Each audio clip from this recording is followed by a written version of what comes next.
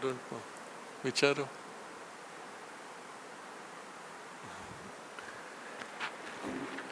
You know if Soham was informed?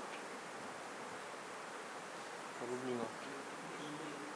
Okay. Nahi Vicharu.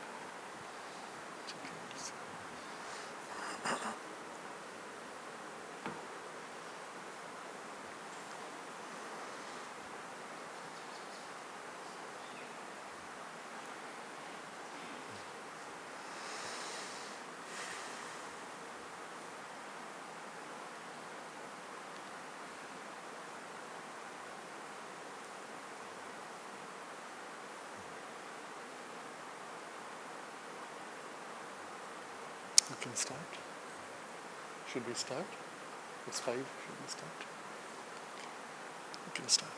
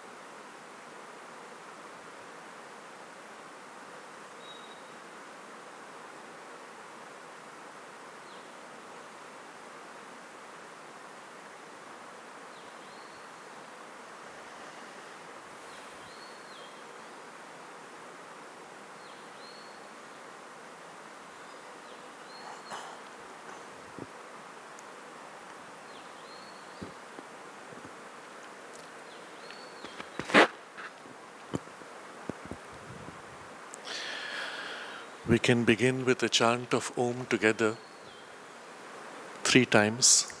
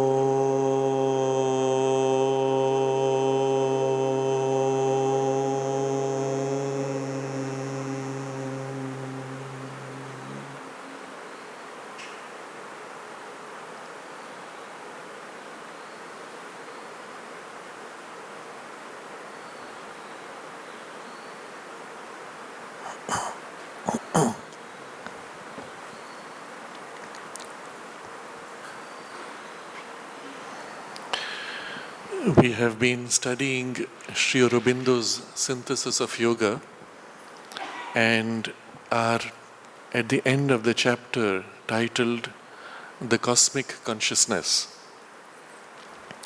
In the journey so far, Sri Aurobindo has mapped out the big picture of the yogic process by which we can enter into and live in the cosmic consciousness, and the full scope of what the cosmic consciousness means experientially.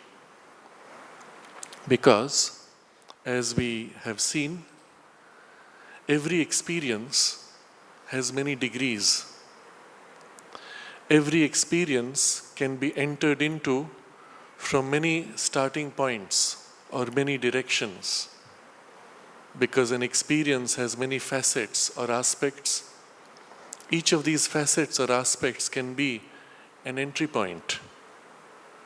And therefore, a comprehensive roadmap would include all of these different facets, and entering the experience from each of these facets, it would also include all the degrees in which one can realize and make complete that experience. As a result, we have such a fat book, The Synthesis of Yoga, going into some 800 pages. And in spite of that, Sri Aurobindo comments that he had in mind to write many more chapters describing some of the higher possibilities and the difficulties in the transformation, in the supramentalization of our consciousness.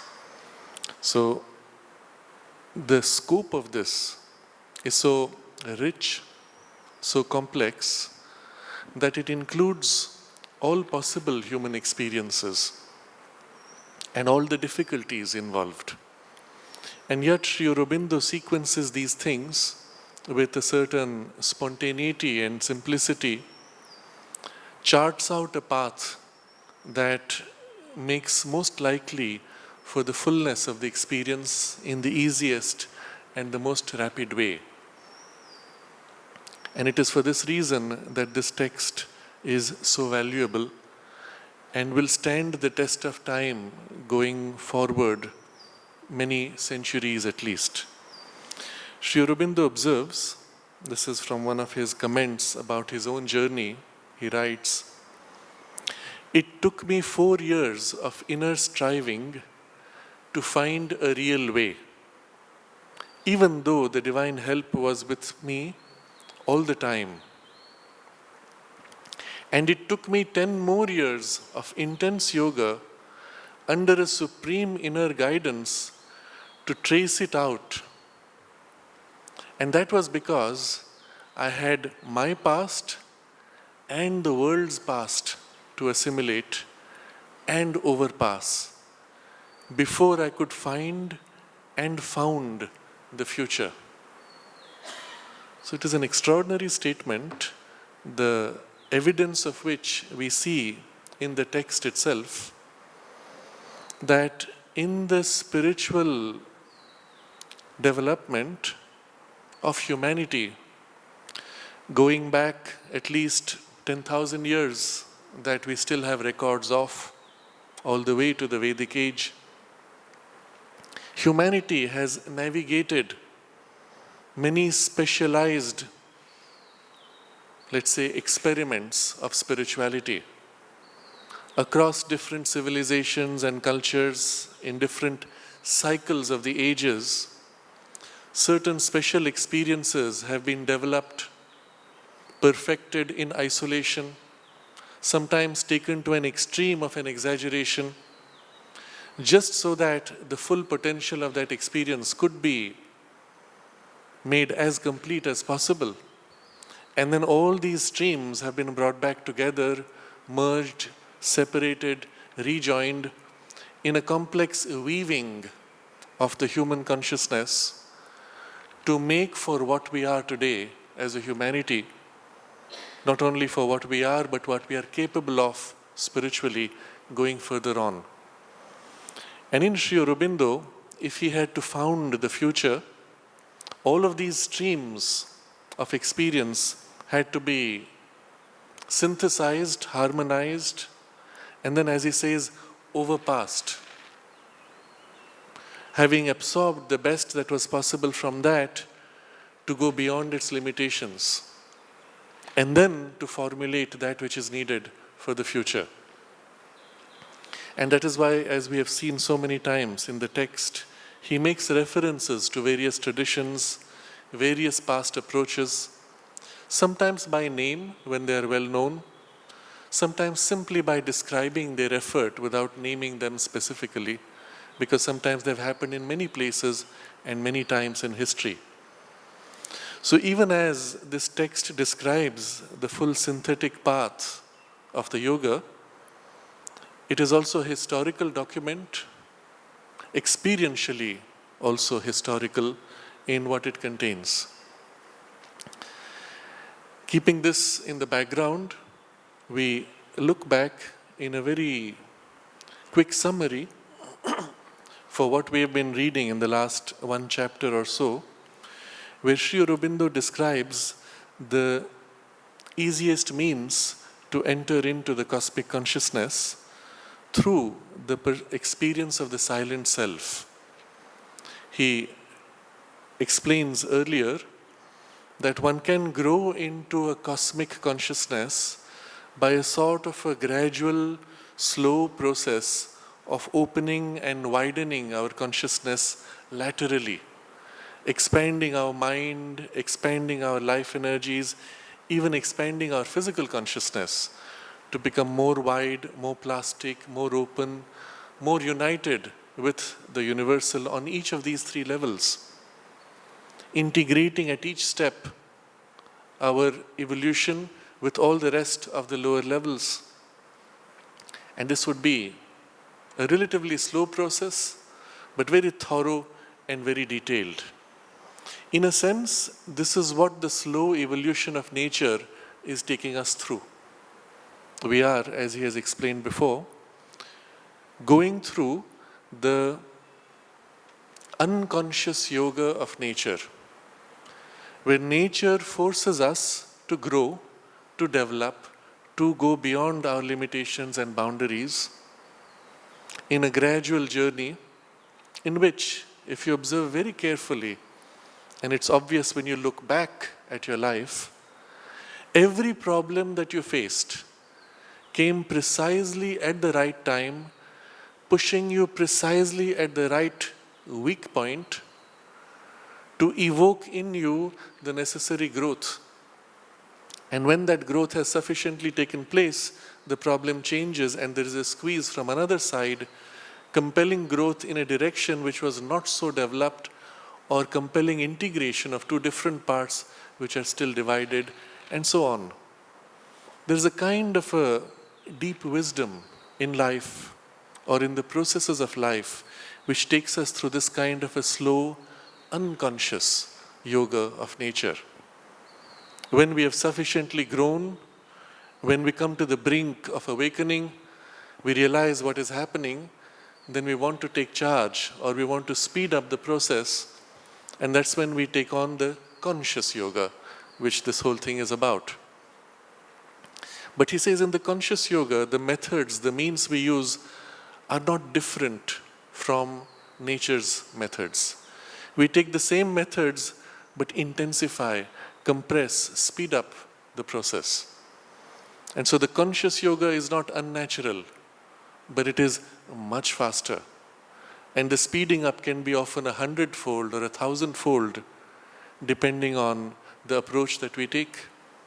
And especially in a yoga such as this, where we rely upon the action of the divine, the help of the divine Shakti to break through, to develop and integrate more rapidly than we could with our own efforts.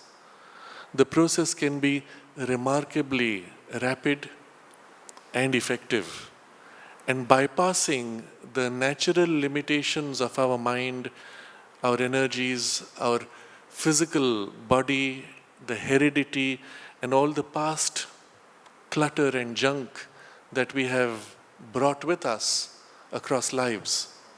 In spite of all those problems, the changes can be so rapid as to be sometimes astonishing. So in the description which was given earlier, Sri Aurobindo points out that we can go through this process of a kind of a lateral expansion into the cosmic consciousness, but a more rapid way would be to have a concentrated pursuit going as high as possible, straight up into the pure spirit. And then from a consciousness now which is free of these lower limitations, turn back upon the lower ranges and complete the lateral opening along with the height that is reached, and thus reach to the most complete and the most wide realization of the cosmic consciousness by the most rapid means. So this being the description of the approach which he has taken in the text we are reading, he describes how, at first, the basis of the silent self is the most easy to place as foundation, and then from there, the stages by which we learn to re-embrace the positive side, the active side of Brahman and the world, and the integration of these two making for the cosmic consciousness itself. Having brought us to that, he discusses the role of the individual consciousness in this cosmic state that we are in, how these are integrated, and then from there, how one can assist this lateral movement of the individual mind opening to the universal mind, individual life opening to universal life, and even the individual physical consciousness experiencing its oneness with the physical universe. And at this point, there is a very interesting passage of how the individual person is almost like a frontal edge of the whole cosmic consciousness. It experiences and perhaps at first even suffers with what it is identified with in the universe. But gradually, the higher freedom of the liberated consciousness can imprint itself on this and assist this individuality to free itself while still being aware, while still being identified with the universe. No more does it suffer. It shares in the freedom of the liberated state, and at the same time is able to participate fully, without limitation, in the expression in life. And it is at this point that our description, our study has come. The individual so developed in the cosmic consciousness is able to experience that divine compassion and helpfulness, but he is no more bound to the human and animal sorrow and suffering. But even having got to this stage, Sri Aurobindo explains that there is still a gap. Can you increase a little bit? There is still a gap that exists between the higher part of ourself and this lower part, where although the lowest shares in the freedom of the higher, although the liberated part identifies with the whole surface personality, there is still a gap because we speak of a higher and a lower. And as long as there is a higher and a lower, even if in the sense of a continuity, as long as there is a higher and a lower, the lower is always insufficient in relation to the higher. The higher is never able to express perfectly in the lower action. Something is still missing. And we have not attained to the complete perfection. How can we say that? Because for the divine consciousness, for the wholeness of the divine, the Brahman, although there is this experience of the higher, although there is the experience of the material, it is always free. It is always perfect. It is always unbound by limitation. And if that can be so, we also can share in its perfection. And so if we experience some gap, some limitation, it means the journey is not over. There is something more which represents the perfection of the cosmic consciousness. And it is to this now that Sri Aurobindo leads us. It brings us perhaps to the most important and in some way the most distinctive aspect of the integral yoga of Sri Aurobindo.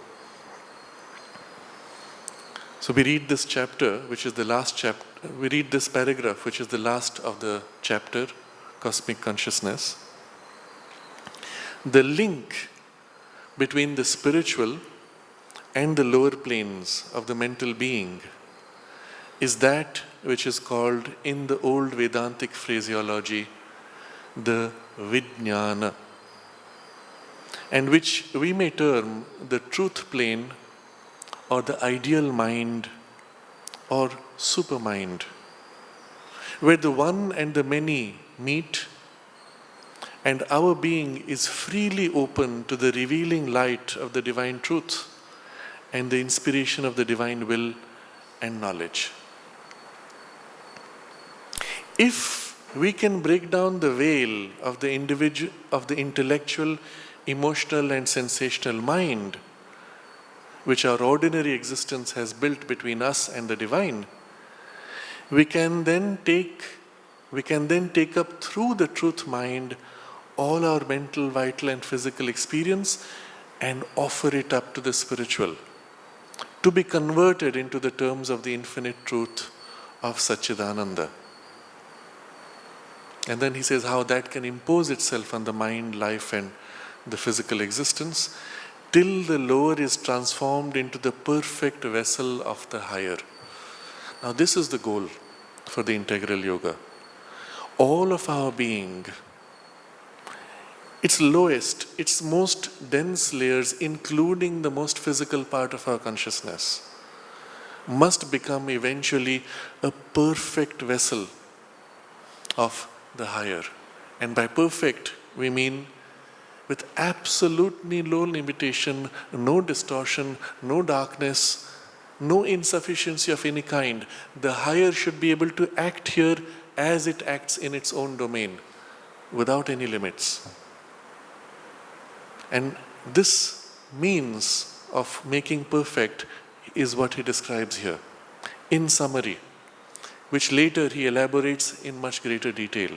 But the summary here is extremely important, and although we have read just 2 sentences, within these sentences there are many complex ideas, many of which need some background also to fully appreciate.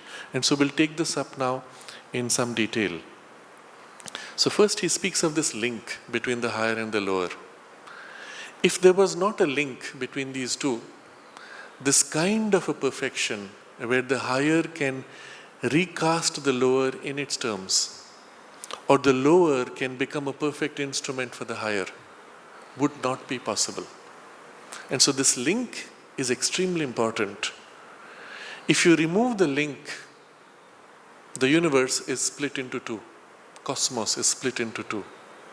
And the lower can never hope to attain to the perfection of the higher. The higher can never perfectly manifest in the lower. Life would remain always imperfect, incapable of perfect divinity. Now it seems so simple when we state it like this, but when you look at the present surviving traditions, almost all of them have forgotten or eliminated this linking principle. So Sri Aurobindo takes pains to show you that this was seen in the past and is called in the old Vedantic phraseology the Vijnana. Now he takes trouble to mention old Vedantic phraseology because in the modern Vedantic phraseology, Vijnana has a very different meaning. If you go to the Sanskrit root, Jnana as knowledge means not just mental knowledge, the English word fails here, but experiential knowledge. So when you have jnana, it means you have the experience of the thing which you know. It is not studied, it is not thought out, it is lived, and you are identified with what you know. That is jnana. Vijnana, V as a prefix, suggests special, extreme, or going all the way to a specialization or perfection. Depending on context, it may simply suggest a specialized form or a perfected form of it. In this case, obviously, Vijnana would be the perfected, complete knowledge. Not thought out, again, experiential. Of what? What would be perfect knowledge experientially? We could imagine a human being and his knowledge growing. We could take the whole of humanity and its knowledge and grow unendingly. None of that will come close. The only knowledge which is perfect and complete is the knowledge that the divine has of himself. The way the divine knows himself, if you were to think of it like that. We can use the word omniscience, but again the English concept falls short. When we speak of omniscience, we think of knowing everything that exists.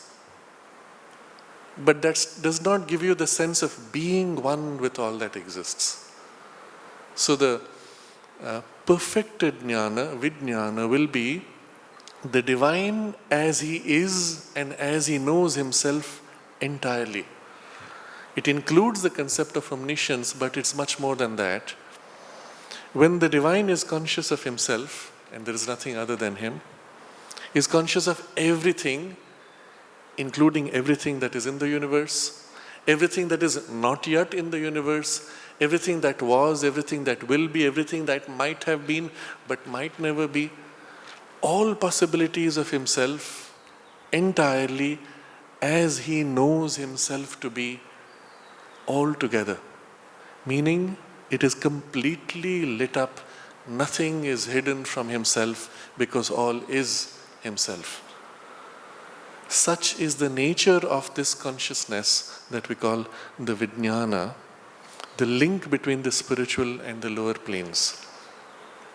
Now, in the modern usage of this vocabulary, that's why he says old Vedantic phraseology, this is what vijnana is.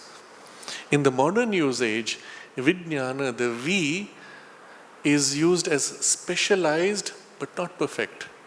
And so it is identified with the intellect. If you study any of the modern books of Vedanta, you will find the word vijnana referring to the intellect. So they will speak of vijnana as intellect as the highest development that is possible for the human being. And after that, what's next? Well, there's a big gap to the self beyond. And there is a gap here. So you can rise into the intellect, and of course the intellect, as you can see, cannot know perfectly. And after that, what do? You take a leap. You take a leap where you abandon this in order to enter the divine. And from the divine, maybe there is a light that settles into the intellect and the rest of you, but it's only a light. It's not the full divinity entering, pouring, or manifesting, because there is a gap. And because there is a gap, life can never be perfected. Life can never be divinized, or even the concept of divinity in life is ignored. Life remains always somehow insufficient, somehow limited in ignorance, somehow bound to suffering, whatever form it takes according to traditions, and must therefore be abandoned if you want to enter the full divinity and its perfection. Just this one word and the shift of its meaning has changed the whole perspective of humanity's spiritual potential. And so it is extremely important for us to bring back this correction. In fact, when you read the Veda and read vijnana as meaning intellect, it doesn't make sense. Because the Veda describes vijnana as the truth, satyam, the right, ritam, brihat, the vast. Nothing of our intellect is like that. It doesn't know truth, it does not know the right, it is not vast, right? It does not fit the intellect. Only that, the divine knowledge of himself as he is, fits this description. So Sri Aurobindo speaks of this as the link. And in what way it is the link, we will shortly see. Is called in the old Vedantic phraseology the vijnana, and which we may term the truth plane or the ideal mind or supermind. He gives you 3 words now. Why does he have to do that? Because again, we find our language is insufficient. And especially when we're approaching now through the intellect, as soon as we approach something which is so complete, we are going to catch an aspect of it, a facet, and then get stuck with that. So what he does is, he picks 3 facets, 3 aspects, and in the vocabulary, of course, the words represent these 3 aspects. We may term the truth plane. First is, it is a plane of consciousness. In the whole scheme of the cosmos, as the oneness multiplies itself, divides itself, and spreads out to become the whole universe, it undergoes a series of, so to say, self-expressions and limitations, all the way down to the most material formed universe that we live in. And these are 7 planes. Each is a status of the divine consciousness. Each represents a principle or a power of the divine consciousness, and all 7 merge into each other to create this complex reality of the cosmos. So the supermind is an entire plane in itself, bridging the Satchidananda and the oneness above in its perfection, and the mind, life, and physical consciousness below, which are all divided and bound in limitation and ignorance. And the Sat and the Vijnana sits in between, linking these two. It is the one consciousness that knows the oneness above and the multiplicity below. In fact, we may also conceive of it as the Satchidananda choosing to concentrate on its multiplicity and bursting out to become the lower 3 planes of the multiplicity. This status is the status of the Satchidananda as it turns its awareness towards multiplicity. And so you recognize the supramental consciousness, the Vijnana, as a plane of consciousness in itself. Why is this important? Because it means that in our ascending evolution, it is one of the principles which is directly involved in the evolutionary process. Just as when we were still in the animal consciousness, to know that there is something already which we call the mind consciousness, to know that it exists would give to the animal consciousness the hope that yes, I can attain it. If you're told there is no such thing, well, what can you attain to? But when you say there is a mental consciousness already present, that you can open to it and invite it to enter into you and to form in you the powers of the mind, that gives you the hope and even the certainty that you can do it. In the same way that there is a Vijnana that knows this, that holds the perfection, and that it is just above the level of the mind, that it already has all that we are striving to realize, that it has in it the power to change us, that we have in ourselves the power to open to it, that there can be a mutual exchange between the two that can change things. To know that it exists and has that power makes possible the rest of our journey and gives to us that certainty.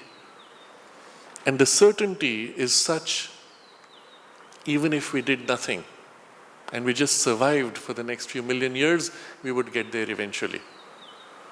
But if we make that small effort consciously now, then it is super conscious. It knows us even when we don't know it. It responds to our call, to our aspiration, and begins to act from its end to do in us much more rapidly than what we could on our own effort.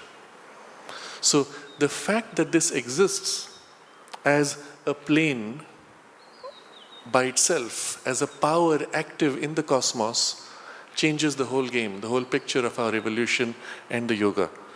And as a plane, it is the truth plane. It holds the full consciousness of the truth, the Satyam. The second phrase he uses is, he says we can know it as ideal mind.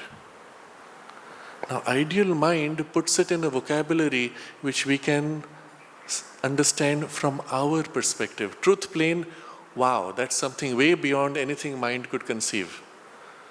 But how does it relate to mind? So the second phrase tells us the relationship from where we are to that ideal mind. And that means if we observe the working of our mind, If we observe the tendencies of the mind as they turn to their higher possibilities, what are we looking towards? What are we looking at for ourselves, for the future? And we use this word ideal. We're striving to realize some things which we call ideals. We believe it should be possible for us to reach complete knowledge, complete power, full illumination of awareness without any fogginess or confusion or clouding or limits. We should be able to reach perfect joy, happiness, peace. We should be able to somehow achieve perfect harmony with everything. Now, if you look at all of our dreams, if you're being a little negative, you might say fantasies, but all of our dreams are towards some kind of perfection. What makes our mind turn to those things? Not only we call them dreams, we also declare that we can never reach them. These are ideals which are utopian. The word ideal and utopian we put together, meaning you will never reach it. It's too perfect, impossible to realize. And yet your mind is tending towards those. And in the measure to which you approach those, your life becomes meaningful, worthwhile. In the measure to which you turn away from those ideals and stay bound with the status quo, you feel frustrated, insufficient, and you slide into a depression. Here's the interesting thing. Although we never seem to be able to achieve the ideal, even though it seems like we cannot reach the ideal, the very efforts to move, the small steps we make in those directions give us so much satisfaction that they make life worthwhile. And therein lies the clue. It means that for the mind, this is its swadharma, its innate truth. For the mind to aim at realization of these ideals is its raison d'être, its reason to be. And it feels fulfilled only when it moves in that direction. It feels failed and meaningless when it does not move in that direction. And so if for the mind to want to realize these ideals is its purpose to be, it means that somewhere along the mind it should be possible to realize that, the ideals. Of course, in practice we say, but it's not possible. The world doesn't make possible those ideals. There's always a gap. And that's why we call the Vijnana the ideal mind. Our mind as it is must move in that direction to fulfill itself, but in itself is incapable of reaching that ideal. Because the ideal exists in the supermind, in the next level, the next plane. But the purpose of the mind is to take us all the way to the brink of that and hand over to the power of the supermind. And so this Vijnana can be also described as the ideal mind. Everything that our mind points to but is unable to realize is there, just across the border, in the next plane of the supermind. And so he calls it ideal mind. So, Vijnana, which we may term the truth plane or the ideal mind, or now we come to the third word, super mind. Because now he presents to us this consciousness of Vijnana in its relationship with the mind. Not only the mind points to that, but cannot reach what it has, but the mind is formed out of that, and all of its powers are as if represented in the mind in some limited way. Our power to think rationally actually represents a power of the supermind which sees perfect order and right relation between everything without limits. You see, the supermind is, because it's the consciousness of the way the divine knows himself, it knows itself perfectly ordered, everything in right relation to everything else, down to the tiniest detail. Our mind attempts to replicate that power in what we call reason. but the replication is defective. We take pieces, we try to arrange them rather than seeing the innate relation between things. And why? Why can't we see innately? Because the innate relation between things is infinitely complex, whereas the intellect cannot handle that complexity. So it catches pieces and it tries to order a few pieces and make sense or pattern or harmony out of it. And to whatever extent it can do that, it says, now I understand. In the same way, our intellect has the power of memory. But our power of memory is a secondary, reduced working of the supermind's memory. What is the supermind's memory? Well, it knows everything. Nothing is ever forgotten, remember? Because it's utterly aware of everything that it is. And so, in the consciousness of the supermind, all is awareness, nothing is forgotten, and all knowledge is simultaneously there. Or what you may do is to focus on some aspect of it more or less, but it's all there, everything simultaneously. Our reasoning mind is unable to handle that kind of infinity, so it can only hold pieces. And when it handles pieces, obviously there are pieces which are not in my current collection. I have forgotten. And I have to remember. And I have to turn into myself and draw out somehow the pieces which are missing and then try to bring them forward. And by a chain of association, draw more.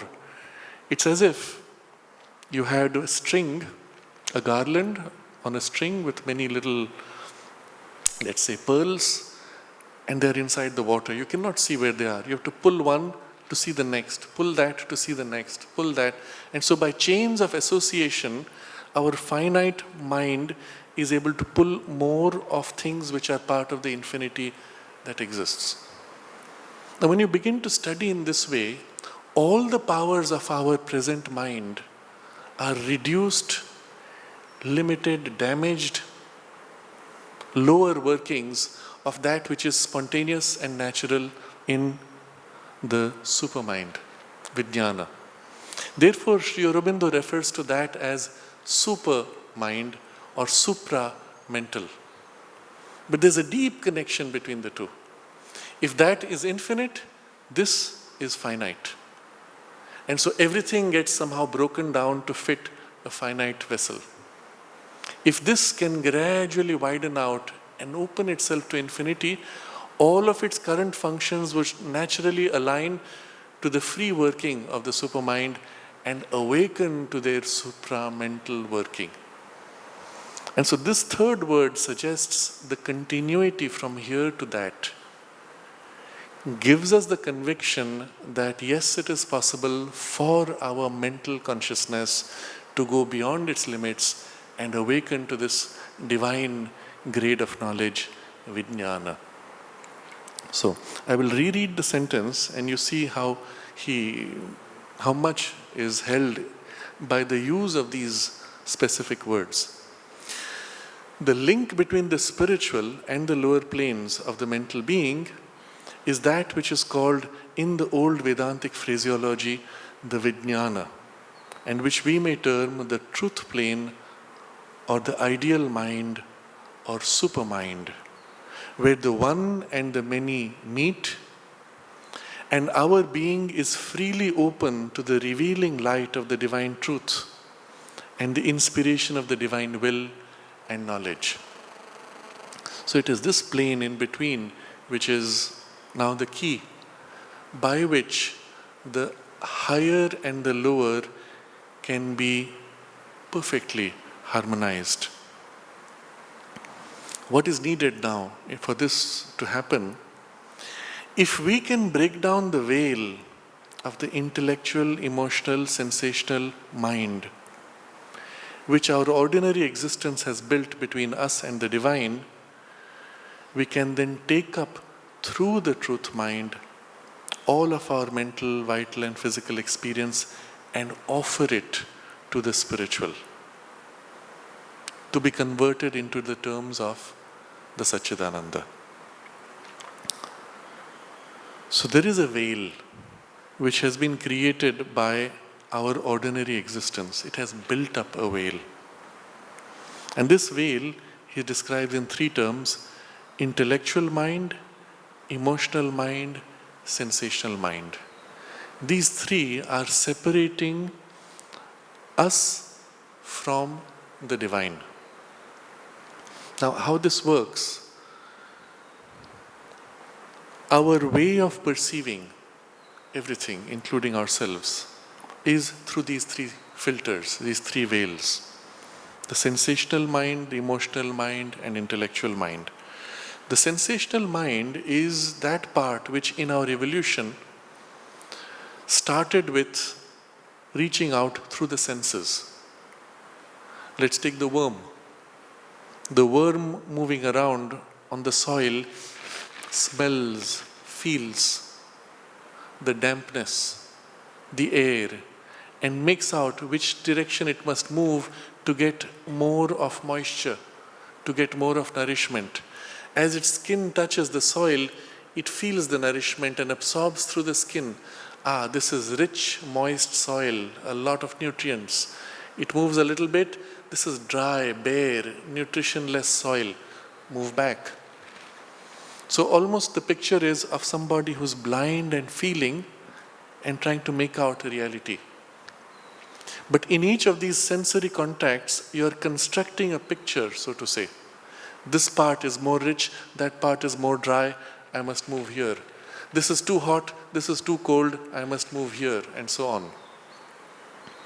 So through the senses, there is a mental operation which constructs the experience of the world. Now fast forward from the worm all the way to the human being, and you see we are pretty much doing the same thing. We are looking at our whole world now, not just through touch, but through sight, hearing, taste, smell, and touch, and constructing our reality. I look around and I see, here there is danger. This looks safe. And I take steps to navigate my life. But at each step, through my senses, I'm constructing an image of the world. The actual reality may be very different. And as we find out through our growing years, that what we thought was the world was not at all so. And as we grow into what we call maturity, our perception of the world just grows, more true, more complete. But through the senses is how we see. And one of the limitations of senses, well, it has many limitations, but one of the limitations of senses is that it reduces things to form. It reduces to small space. So when we look, we see here, for example, the ground. The ground looks like it's solid. It is some kind of granite, but we cannot see what's below. You may have heard recently, there have been many cases of what they call sinkholes appearing. On the internet, you might find some interesting photographs which have been circulated on emails, where in a city, in the middle of a cross, two roads are crossing. At the center of the road, suddenly one day the soil just broke and fell through several dozen meters. A big round hole.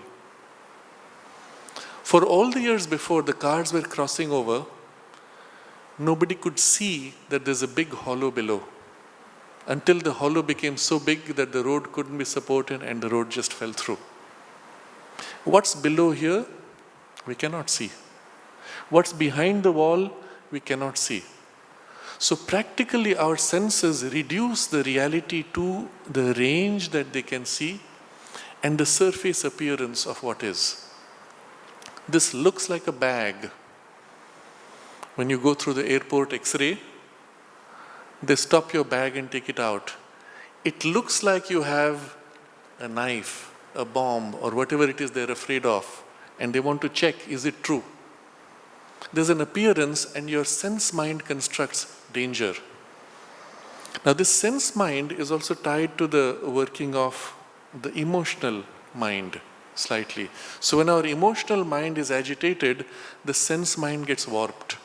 The classic example given is in the evening when the sun is setting and the light is dim, if there is a rope on the ground, you look, and if you think of snakes and you're afraid of snakes, your sense mind's perception is warped.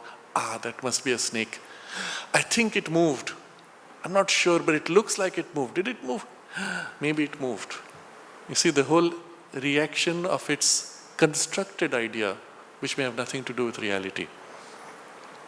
Now, this sense mind, when it looks at the world, what does it see? It cannot see the divine. It can only see sensory appearances in finite pieces.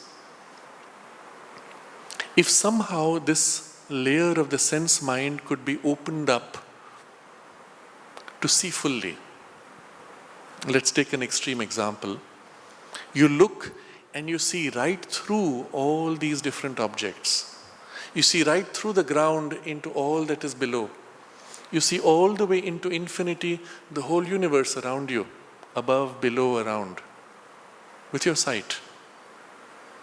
And not only you see everything, you see the tiniest detail of everything, all the atoms everywhere. Not only you see the atoms of form, you see also their energies. You see the beams of light, energy flowing between atoms all over the universe. Not only you see the energy, you see the consciousness behind the energy. Streams of consciousness flowing in gigantic waves in the whole ocean, fine threads spreading out all over. You look at the flower and you see millions of streams of light going all around the universe, connecting the flower with the whole universe.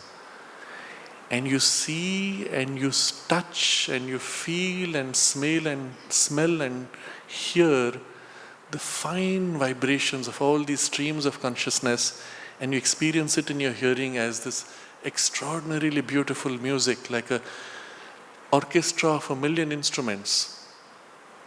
And you feel the touch of all those vibrations as perfectly harmonized with everything else.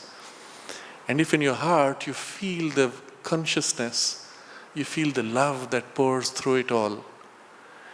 And very quickly, what you would be experiencing would be nature of the divine consciousness in the physical world. Through the physical senses, fully awakened, when they act no more as a veil, but as a means of perception.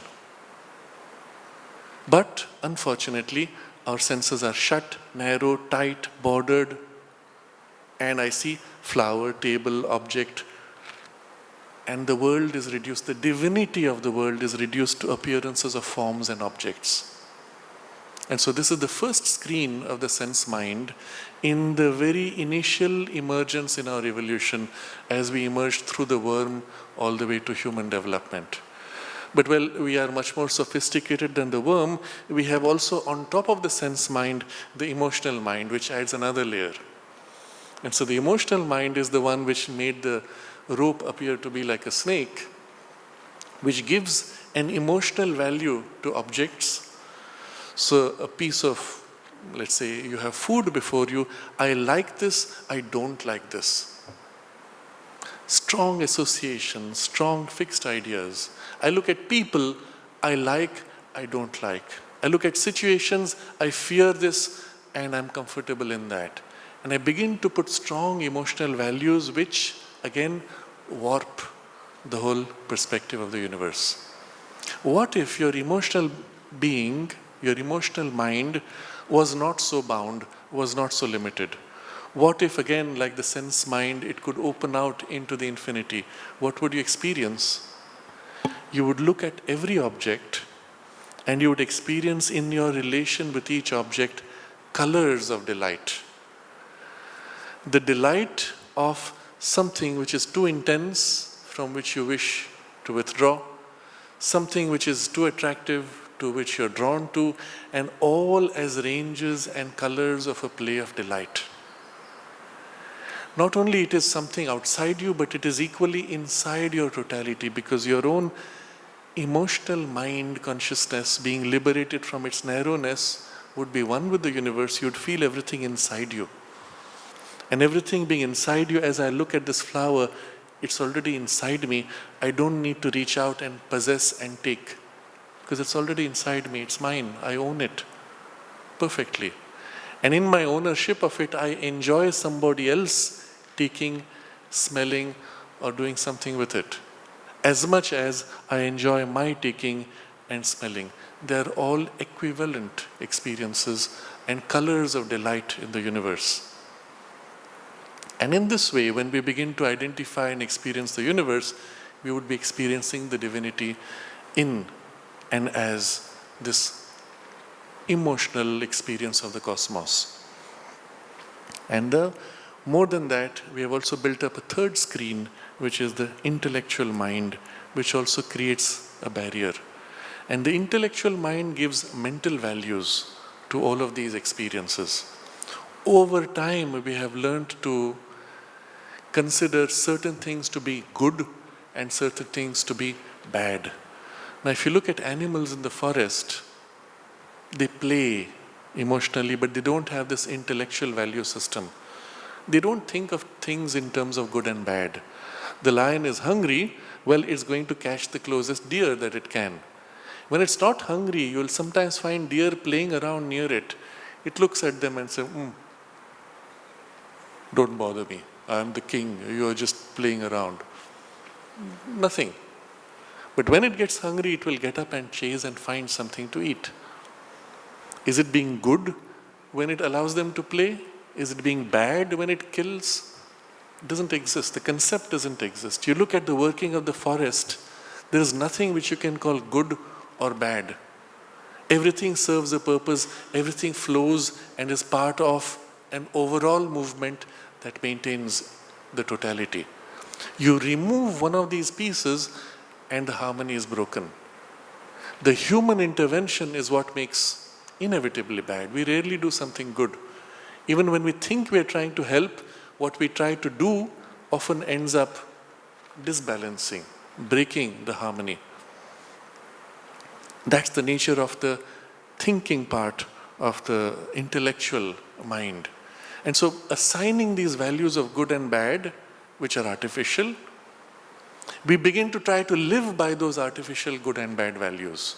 And so we warp ourselves. I've often experienced this in situations when dealing with parents or even students. They will come up with some strange question like, how should we manage pressure of life, let's say. So if I ask, what do you mean by pressure of life? Difficult situations where somebody is upset, what should we do? I said, if I push a little further and say, give me an example, what is it? Well, my relative, whoever it is, often it's a mother-in-law, my mother-in-law is always abusing me, is always dominating, is always saying these nasty things to me.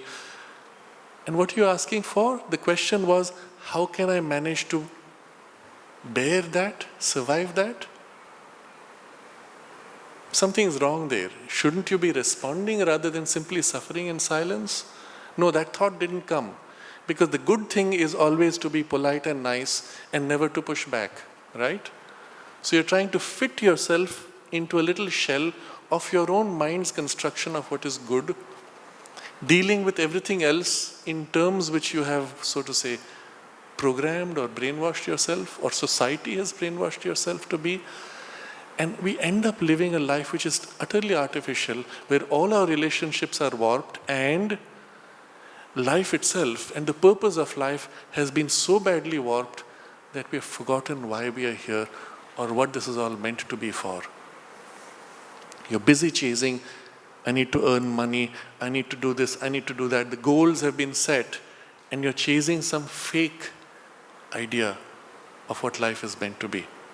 And you expend your whole life and energies chasing after this until eventually, exhausted, you look back and say, what did I do? What was the point of it all?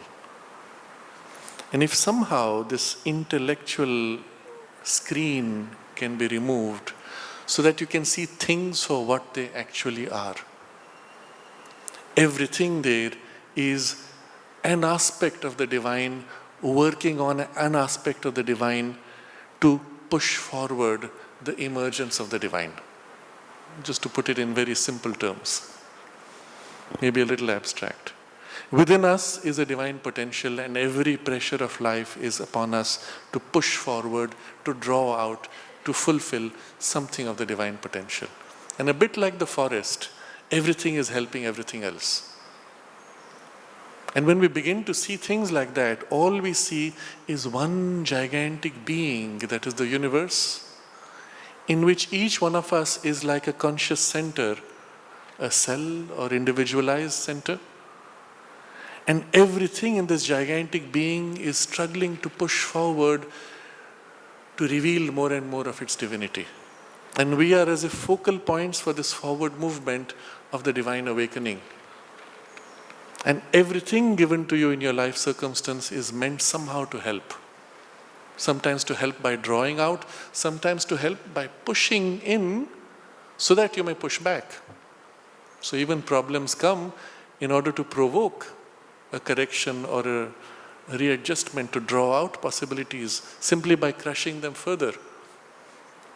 We see this often in large cycles of humanity, where an entire civilization is subjugated, sometimes for centuries, and then it manages to build the strength to push back and emerge.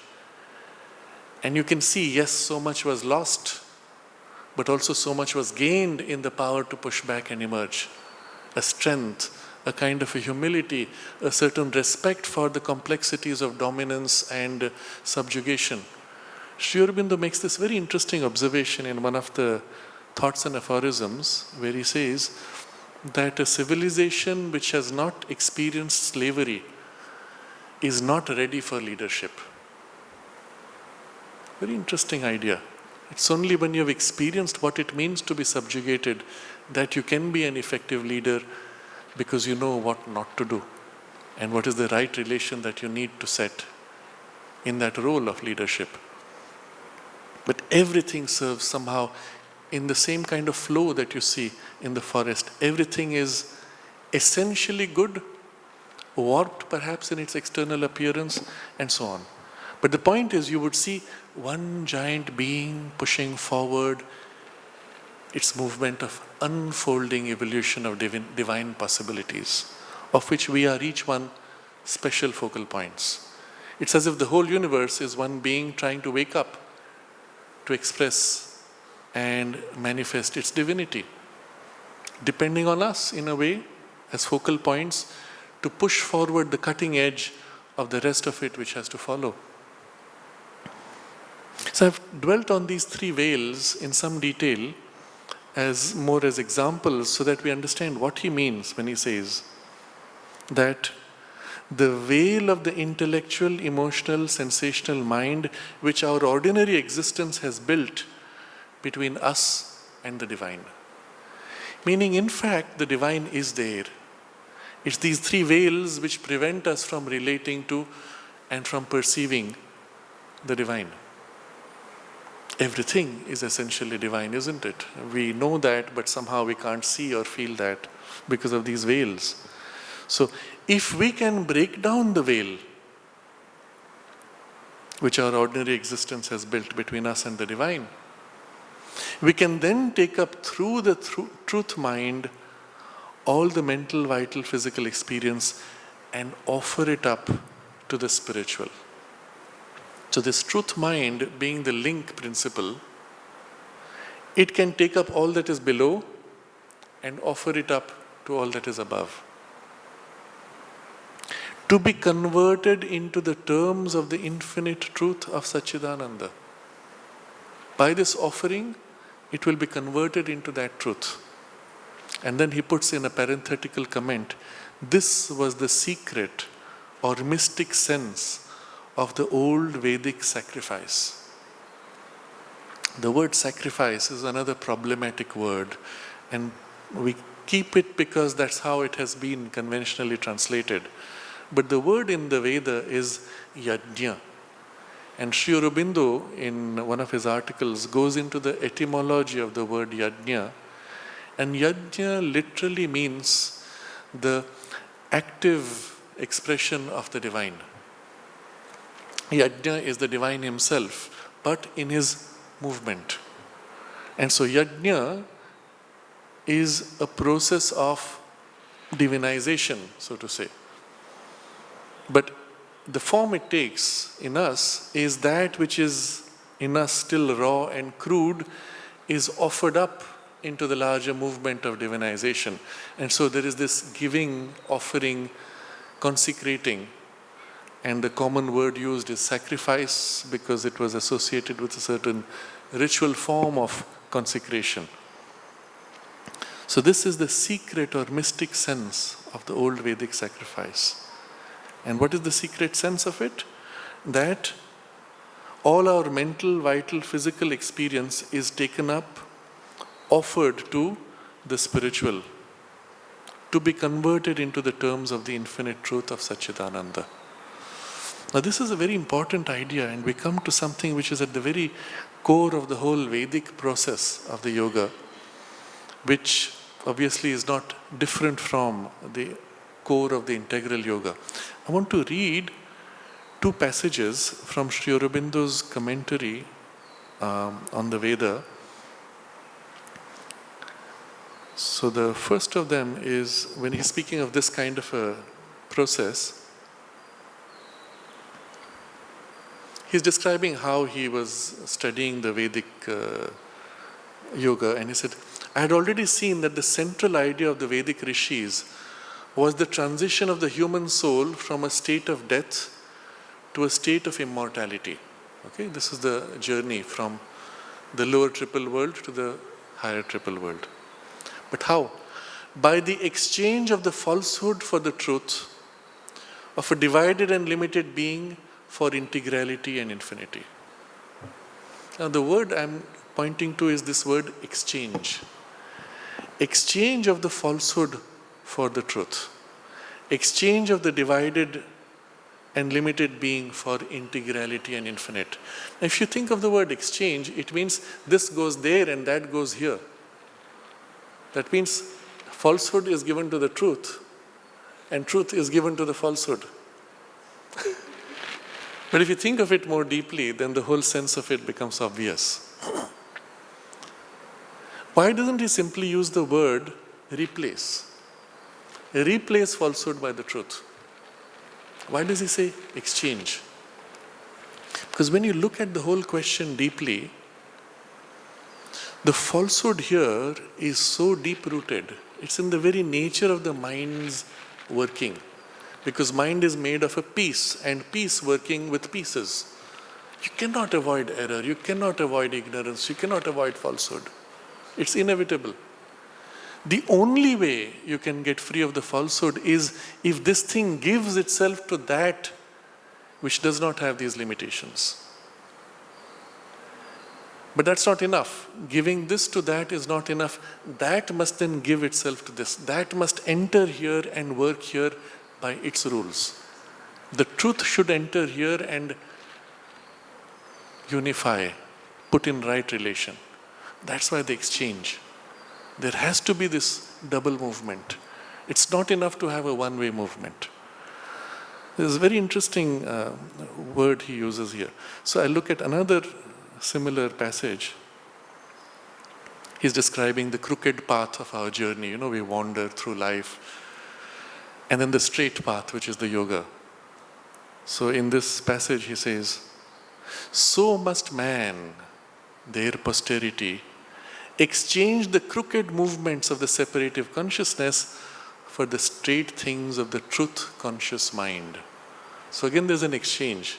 The crookedness must give itself to the straight path of the truth, and the truth must give itself. That is, must accept to enter this consciousness, to bring itself here and transform it. And that's why the exchange is so important. It's not replacing one by the other. It is a movement of exchange. And so it is this which he is referring to when he speaks of, we can take up through the truth mind all of our mental, vital and physical experience and offer it up to the spiritual to be converted into the terms of the infinite truth of Satchidananda, and we can receive the powers and illuminations of the infinite existence in forms of a divine knowledge, will and delight to be imposed on our mentality, vitality, physical existence. So there are two movements. This part gives itself to the higher, and the higher equally pours to be received in forms of divine knowledge, will and delight. Now these three words are mapped on these three parts, imposed on our mentality, vitality and physical existence. So the knowledge fills our mind, the will fills our vitality, leads its impulses and actions, and the delight fills our sense perceptions, and we begin to see and perceive the divine delight in everything. Till the lower is transformed into the perfect vessel of the higher. And so here is the most critical concept. Through this exchange, the lower remains no more what it was. It becomes fundamentally different, is reshaped in the image of the higher by a slow process. Fast, doesn't matter, slow or fast, by a gradual process, until the higher can make it a perfectly fit instrument for its action. And this is the key point. It can go all the way to becoming a perfect vessel of the higher. When the higher begins to act on it, or when it gives itself to the higher in order that the higher may act on it. So through this exchange process, something can happen which transforms fundamentally the working of the lower until it is capable of becoming and becomes eventually the perfect vessel for the higher. Now at that point what happens? The higher and the lower are still experiencing a continuum, but the lower now can fully express the higher without distortion, without dilution. The lower shares in the full experience of the higher, and yet keeps its distinctive character, which is what? Form, separation, multiplicity. So we can still appreciate the flower as an object which is apparently separate. But of course now we experience in the character of the Satchidananda the underlying oneness in which we are all one, and yet now we can play in the joy and delight of the separateness. We can act in the spontaneous working of the divine will in us and with the full knowledge and awareness of the divine knowledge. But for this double exchange to take place, we need the link point through which alone this exchange is possible. How is the mind to give itself to that which is above? How is that which is above to pour into the mind? There has to be the linking principle. And it is this now which he has pointed our attention to, the link between the spiritual and the lower planes of the mental being. The Vijnana. This, he says, and he links it to the Vedic Yoga, this was the double Vedic movement of the descent and the birth of the gods in the human creature, and the ascent of the human powers that struggle towards the divine knowledge, power and delight, and climb into the Godheads. So this description is so valuable because it summarizes the whole process of the Vedic Yoga. But the result of that, the result of which was the possession of the One, the Infinite, the beatific existence, the union with God, the immortality. And possession where? Here, now, in the body, in the world, in the full revealed play of the divine in the world.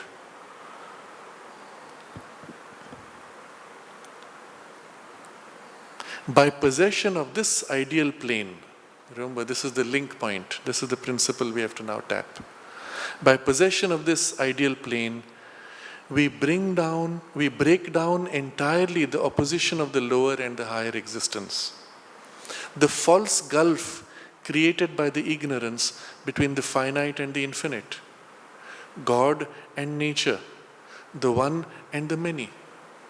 It had a false gulf so far, and that's gone with this principle. Open the gates of the divine, fulfill the individual in the complete harmony of the cosmic consciousness, and realize in the cosmic being the epiphany of the transcendent Satchidananda.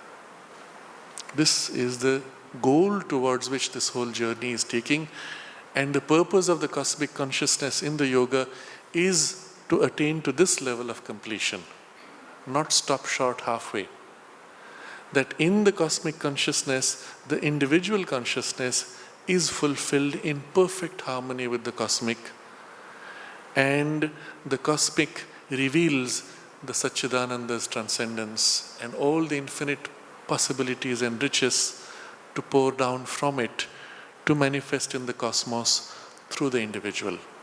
The individual, the cosmos, and the transcendences and their enormous possibilities, all of these are aligned in one single perfect continuum. So this is the conclusion of this chapter, where he is pointing to what the cosmic consciousness must lead to for its perfection. Now, the next chapter is titled Oneness, where he describes this sense of underlying oneness and how it works in such a alignment and realization. But before we move to that, we read rapidly the double movement of the Veda, and it's extremely important for us to dwell upon it a little more before we can open for discussion. I will reread that sentence. This was the double Vedic movement of the descent and birth of the gods in the human creature, and the ascent of the human powers that struggle towards the divine knowledge, power, and delight, and climb into the Godheads, the result of which was the possession of the One, the Infinite, the beatific existence, the union with God, the immortality. So what are these two processes involving the descent and birth of the gods and the ascent of the human powers towards the Godheads? And this is extremely important.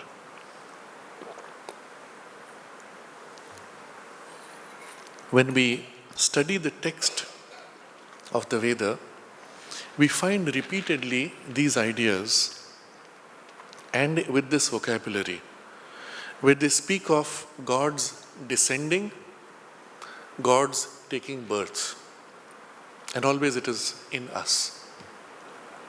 So, for example, Indra taking birth in you. What does it mean? Isn't he already there? Isn't that already a deity? And what does it mean for that deity which is already there to be taking birth inside you? Doesn't make sense, at least superficially. Equally, there is this description in the Veda of our powers struggling to rise and growing into the Godhead, that is merging into and becoming one with the Godhead. My mind struggling to rise, and eventually it joins and becomes Indra. And so here you get a clue already. We get a sense of it intuitively. In Sri Aurobindo's commentary, he goes in great detail, and it is fascinating to read that. You must ask yourself this one question. When Sri Aurobindo was articulating the integral yoga, he could have just articulated that and left it. What was the point of going to study the Vedas, the Upanishads, and write extensive commentaries on this?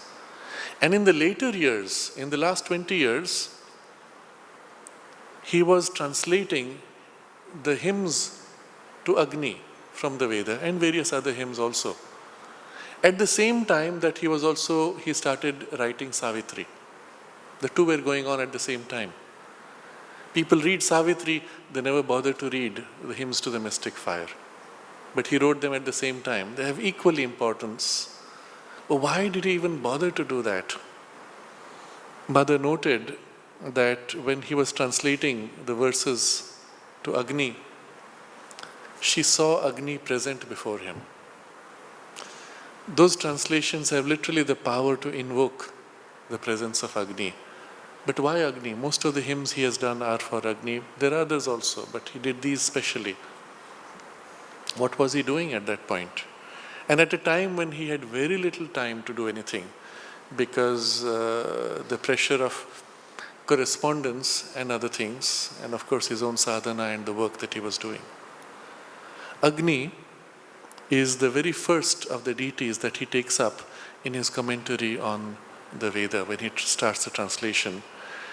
And it is also at the same time when he is writing in the Arya, parallelly the first chapter of 3 other books. And in all of them, it is the human aspiration that he focuses upon. And Agni is that aspiration within us. So let's take Agni as an example.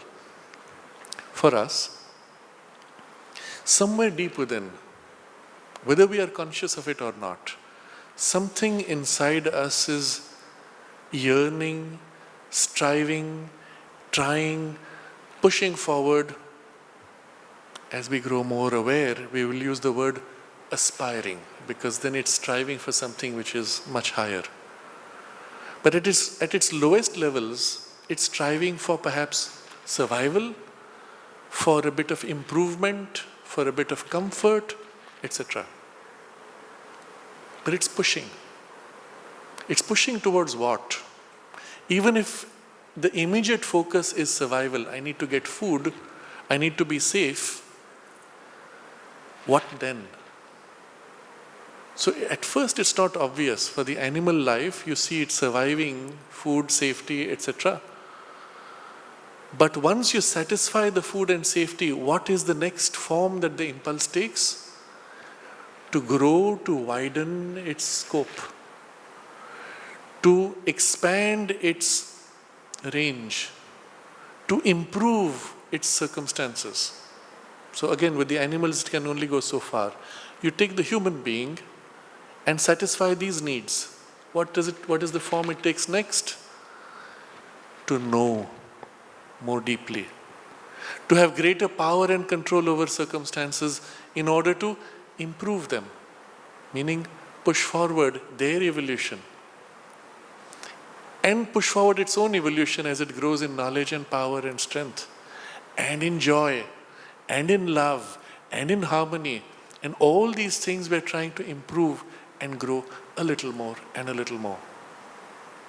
Where is that impulse coming? What is its origin and what is its true nature? If you go to the Darwinian thinking, well, it's your survival need, but still, where does that impulse come even to want to survive? If it was not already planted in us as a seed, as an impulse, would we even make the effort? Does the stone make any effort to survive? Well, at best by passive resistance. You try to break it and it resists breaking, but that's about all. So in one of the Upanishadic texts, there is a description of how the pinda, the individual unit, was first formed, but it was too dense, it had too much tamas, inertia, darkness. And so into it was put the impulse to push forward, desire. And the desire is what makes the individual move forward and begins the journey. Now again, we may use the word desire, but what is the character of the desire? What is it aiming at eventually? If you go deep enough, you will find it is essentially something which is aware already of what it wants. When you say you want to survive, what in you knows the means to survive? The impulse itself knows it must do this in order to survive. There is a secret knowledge inside. Along with it, a push of a will. So the combination of this knowledge and will, light and force, is already latent. And it has within it secretly the knowledge. When you have an impulse, if you do it wrong, you know it's not working. If you do it right, you know it's working. So your surface knowledge reflects the inner knowledge. You already know when it's right, you know when it's not right. But that thing already knew before you knew. So even the name given to Agni, Jata Vedas, he has knowledge from birth. He's born with knowledge.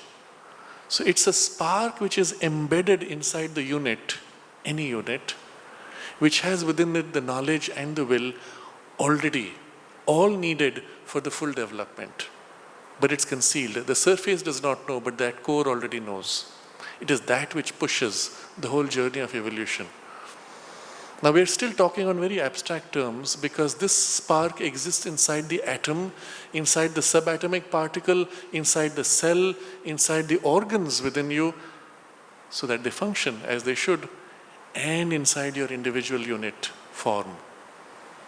So as a little baby, you have within you this impulse. It knows what it needs to do. The surface mind doesn't know. The surface desire does not know. The surface senses don't know. And the same impulse is separately functioning within the organs, within the cells, within the atoms, within the particles.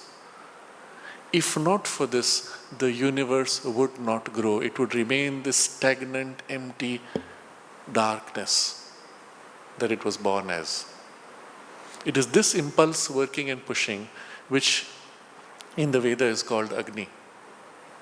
And it is described as the divine will entering into the darkness, concealing itself in the darkness in order to work from within to build the forms, awaken, to create fit vehicles for the gods to descend and fill them.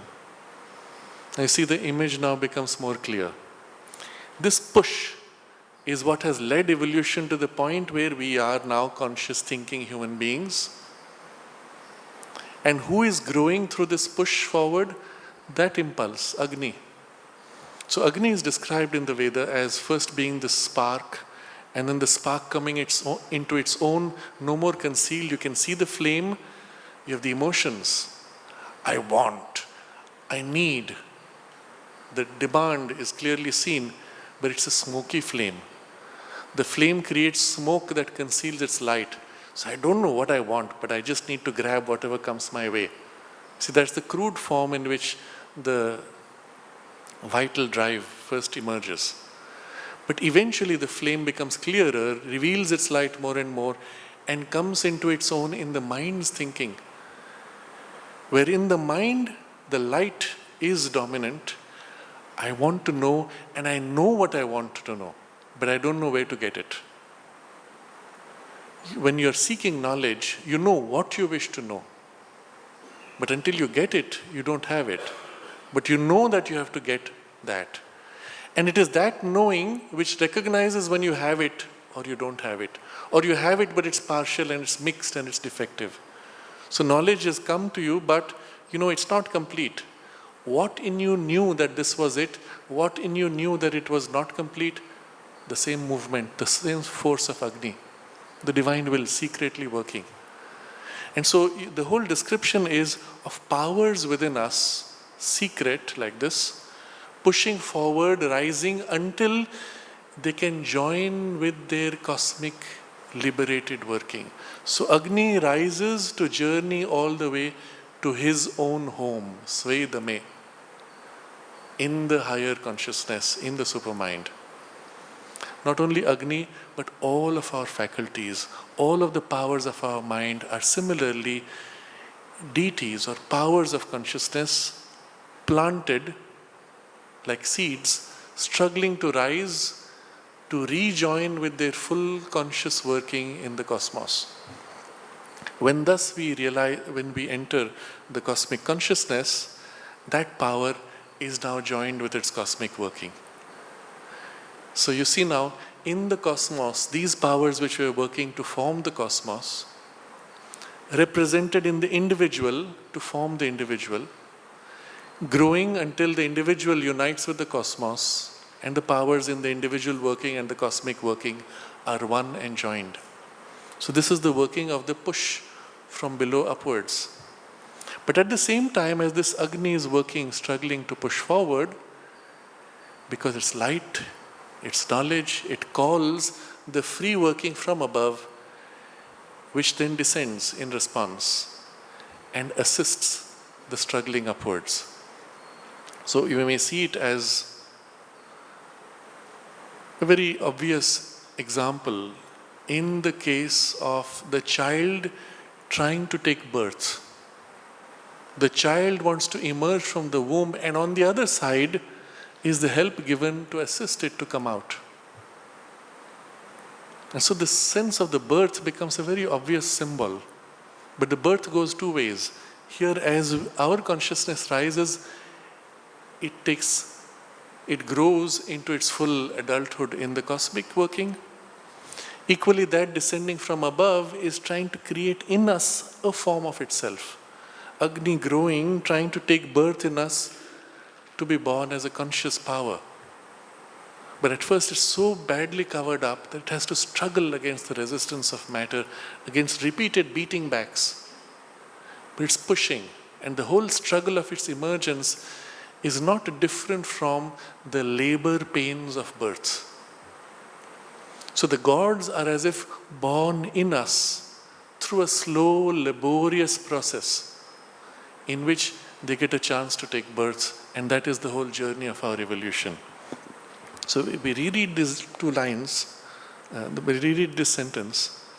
This was the double Vedic movement of the descent and birth of the gods in the human creature, and the ascent of the human powers that struggle towards the divine knowledge, power and delight, and climb into the Godheads.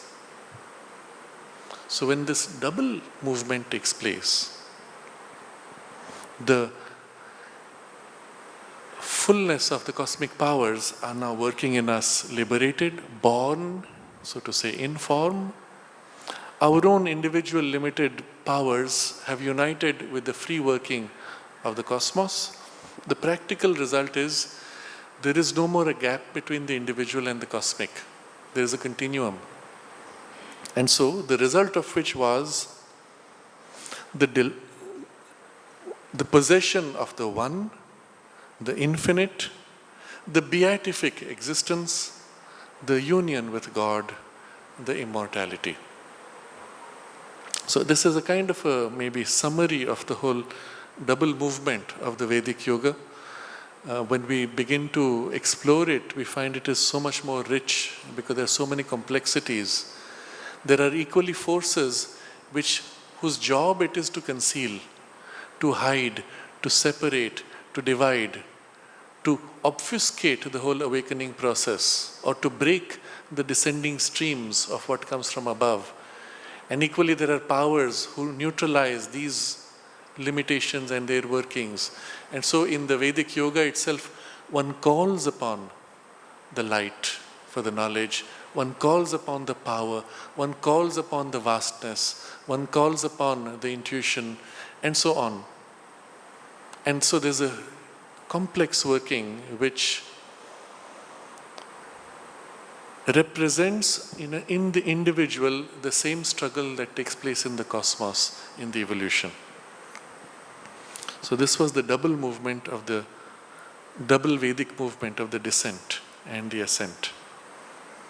And so by possession of this ideal plane, we break down entirely the opposition of the lower and the higher existence, the false gulf created between the ignorance between the finite and the infinite. All of our consciousness, all of our senses, all of our energies and thinking is bound in finiteness.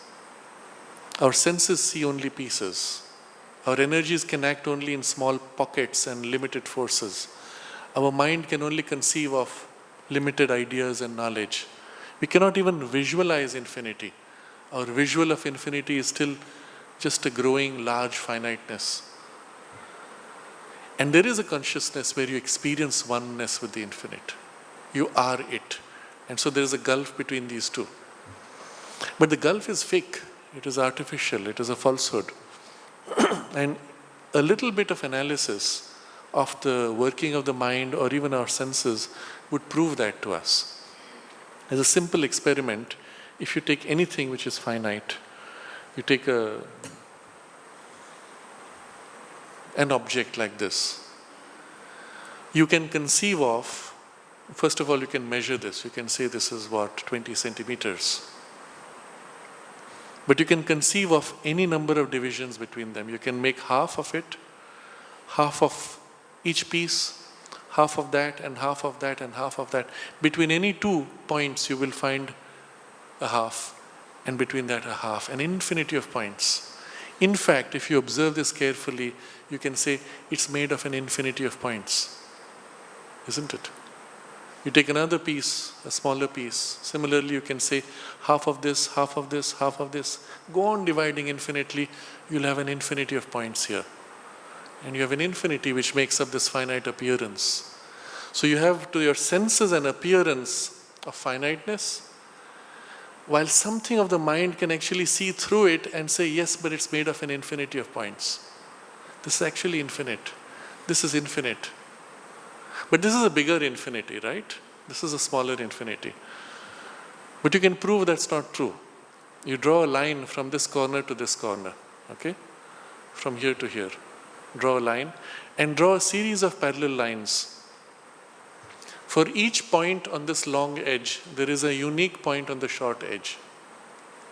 For each point on the short edge, there is a unique point on the long edge, which proves that the infinity here in the long length is exactly the same as the infinity here in the short length. Now, mentally, rationally, mathematically, you can recognize this, prove it to yourself. And yet something in you balks at this and says, what? It's the same infinity which is long and the same infinity which is short? Doesn't make sense. It contradicts your physical senses, right? And that's the play of Maya. The screen which hides the infinity and gives you appearances of finites. Maya is the creative power of the divine which measures out. The root word is May, which measures out finite appearances out of that which is essentially indivisible, oneness, infinite. And what a skill, what an extraordinary thing that it can make it appear like this is longer, this is shorter, when everything in the universe is the same one, infinite. And yet this looks like a flower, that looks like a table, this looks like stone, this looks like me, that looks like you, and we are separate, when in fact we're all one. And so this possession of the ideal plane allows us to break down this opposition between the higher and lower. The false gulf between the finite and the infinite is broken down, and the practical result of it is, in and through each finite form, you glimpse the infinity as a living reality. And everywhere, in everything, you see the one infinite representing itself differently, but equally present in each thing, in all forms, in all objects. The second, it breaks down the gulf between God and nature. You see, nature is another thing, is this thing, movement, processes. Everything in nature is made out of some process, laws, energy is moving, which acts like a screen hiding the underlying oneness of the divine. So you look and you see nature, but you do not see that nature manifests the divine joy, the divine light, the divine force and bliss. You do not see it. It's as if concealed inside, behind the forms. In the Veda, the same word is used to describe delight and forest, vanam. Vanam is forest. It's also the same word to describe delight, because it is the divine delight which becomes this multiplicity, not just of the physical forest, but the whole forest of creation, the whole universe, everything, the complex play of things here is the play of delight. And this division, this split between God and nature, consciousness and form, is healed. You see the continuum. The one and the many. Again, the division between these two. It's the one which represents in many forms. It's the same one which contains and holds all the many and is at the same time inside the many. This you see and experience once you possess this principle of the ideal mind, the supermind. And this opens the gates of the divine. Everything, every object is as if a gateway to the divine. You look at the flower, the perfume of it is an aspect of the divine play, the divine delight. The beauty of the flower is the divine smiling at you. The snake and the danger which it represents to your surface mind represents an aspect of the divine in the play. And everything is like a gateway opening you to an aspect of the divine consciousness. But through the gateway you see the whole, but through a special facet. It's as if, as an analogy, in a very big building, you can look out through every window. You have a different scene. Of what? Of the same universe. But your perception of it is different in each of those. And it's like that in the experience one has in the oneness. The oneness is not a monotone. It is facets of the one, always revealing something new, something which is delightful, never ever repeated. So when you gaze upon the divine in this way, in each form and through each gateway you experience the one and the infinite delight of the divine differently. And they combine to create this extraordinarily rich, never repeating experience, unendingly growing, infinitely. That's the nature of the delight which our evolution is leading us to. And so he describes it as, fulfill the individual in the complete harmony of the cosmic consciousness and realize in the cosmic being the epiphany, the full revelation of the transcendent Sat Chit Ananda existence, consciousness, bliss, fully revealed. Thus ends the chapter called the cosmic consciousness. In the next chapter now, which is called Oneness, he discusses this experience of oneness and what it is like, what the experience is, not a monotone as we saw, but the multiplicity in the oneness and the relationship between the two and the different aspects of this experience and the stages of its fullness, which will lead us to what he calls the integral knowledge, which will unify all things in the one. So we'll take up this chapter from next Friday. And at this point we can pause and take up any questions, comments.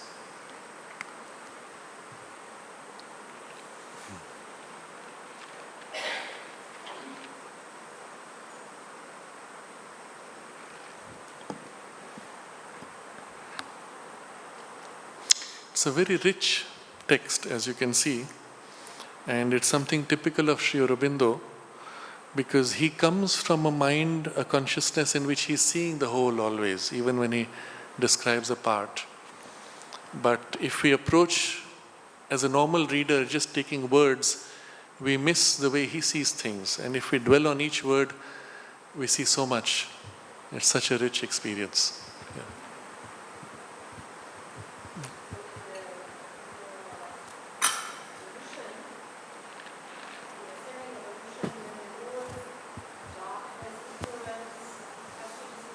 Mm-hmm. Uh-huh. How does it work if the evolution basically stays the same, Mm-hmm. and we still have animals, we still have insects and mammals and whatnot? They still need a kind of darkness, I mean not darkness, but a separate consciousness Mm-hmm. where they can live. Yes. So we need a sort of a ignorance, which is the basics Yes. of this experience. Yes. But if the whole evolution goes into the light, then how can that lower creation still exist? Yes. I don't understand that. Okay. The question is very interesting. It goes to a very subtle point. If all of evolution eventually enters the experience of light, then will the lower gradations, such as insects, continue in ignorance, or will they share in the light? In which case, how would they remain as insects? So, first of all, we see evolution itself is going through degrees of its own speed, of its own capacities.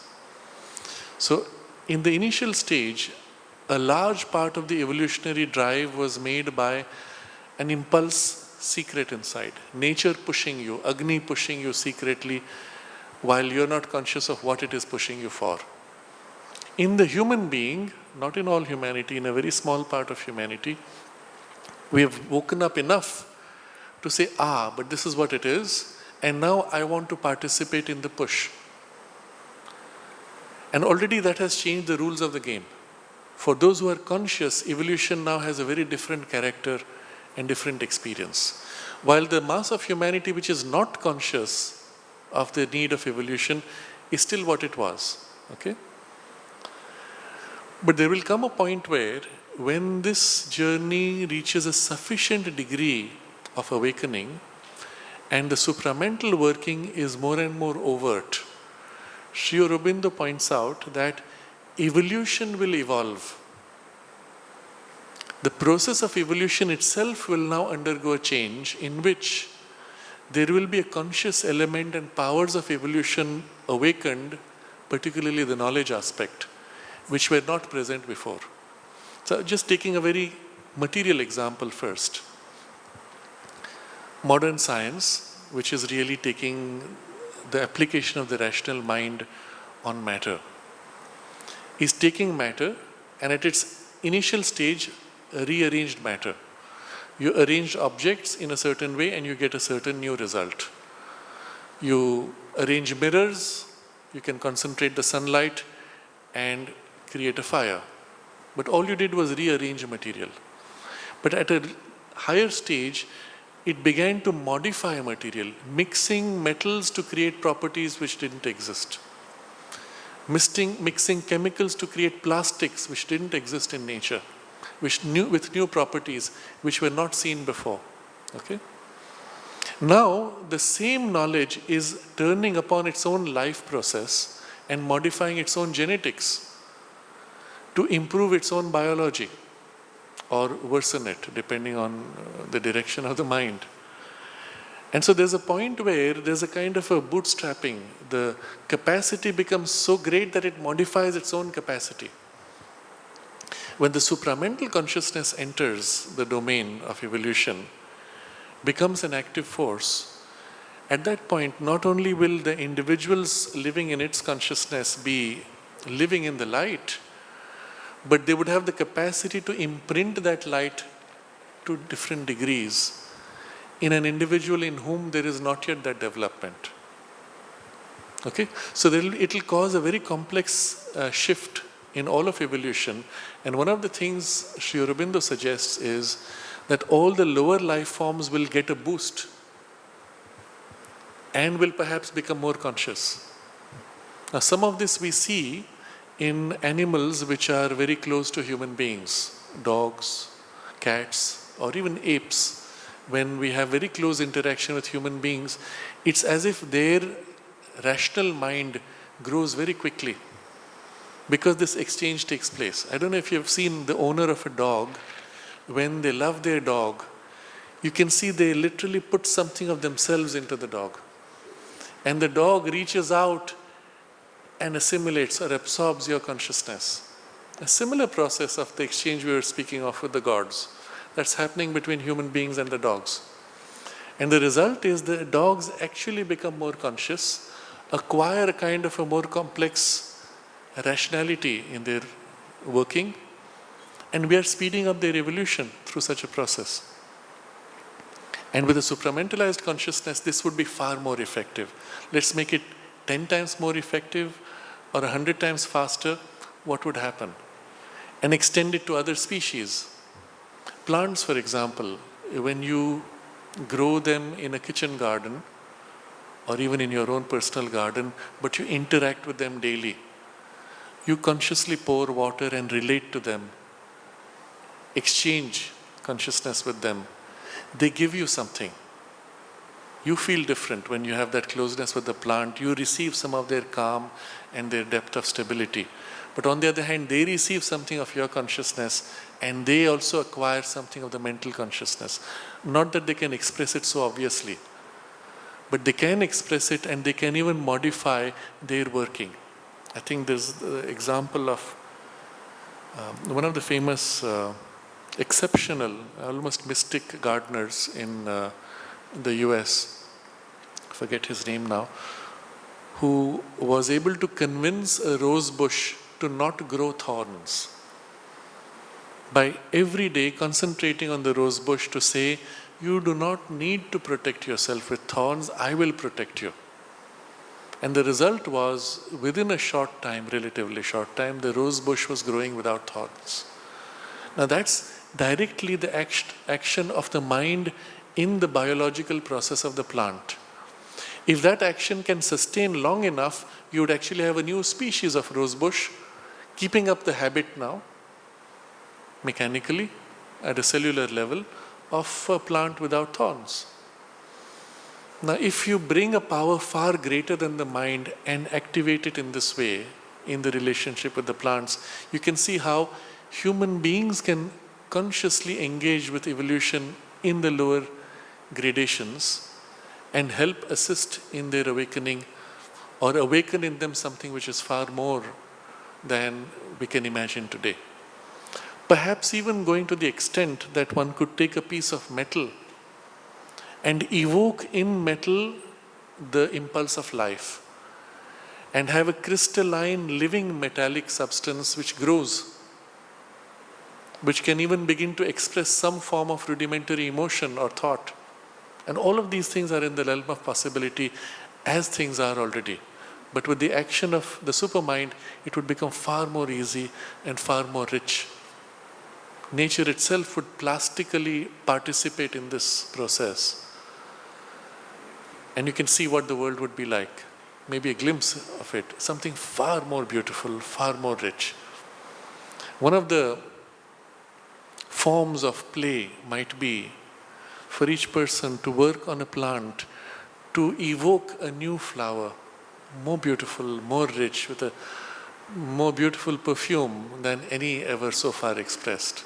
And that may be one of the forms in which we will relate to nature, assisting her in this. What nature would otherwise do in a million years through this conscious participation, we might do within a few days or weeks even. And so we can, if you look at it in this way, the lower gradations of life forms of evolution would still be there, but in their level of consciousness, much greater possibilities would emerge because of this divinization in life. Yes.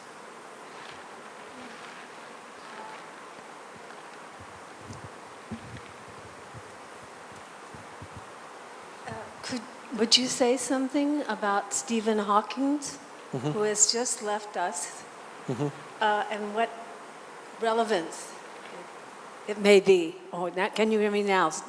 Better. Stephen Hawking. Yes. Anything particular about him that you're drawn to? That he left at this particular, I mean, so-called, can't see him at this time, but I don't know.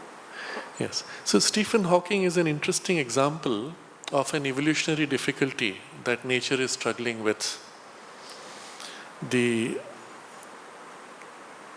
I think Sri Aurobindo makes reference to this, or perhaps the mother. She says that as nature is pushing forward evolution, she has to push against the resistance of the biological substance itself. To push forward, for example, one of the powers of intelligence, or various other powers or aspects of our consciousness, as they are pushed, the biology may not be able to support anymore. And nature has to find a way by which the biology can be made sufficiently plastic to be able to embody a more complex, a more rich, or a more intense consciousness. And sometimes there are defects in the process, and the biology cannot contain, and either it breaks down or it has some defective working. So that's the reason why, Sri Aurobindo explains, the association with genius and some kind of either physical defect or psychological instability. It's not that genius is a product of instability, rather instability is genius which could not be held by the vehicle. And so Stephen Hawking is a good example of that, an extraordinary genius, but the biology cannot sustain and it begins to break down. But the fact that he could sustain the life in spite of the breakdown, of course with machinery helping, that itself sets a precedent and creates in the biology, in nature, a basis on which a further step can be made. If simply the body had broken down, as would have happened maybe 100 years ago when the machine support was not there, then nature also does not have a chance to build from this and break through. So it may not be obvious, but the fact that he lived almost a full life and continued to function in his mind at its peak, in spite of the physical defects, sets in nature the precedent for breaking through this barrier in others. And it serves a very important evolutionary purpose. Mm-hmm. Yes. Yes.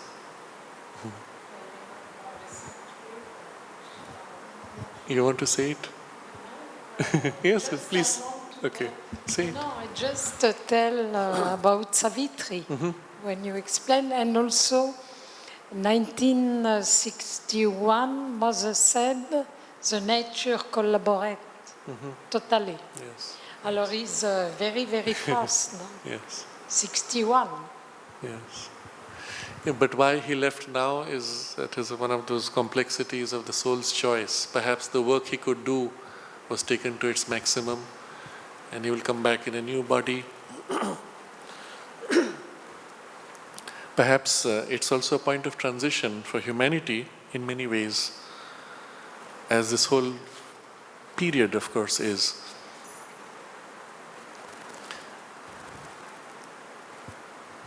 If we look at it this way,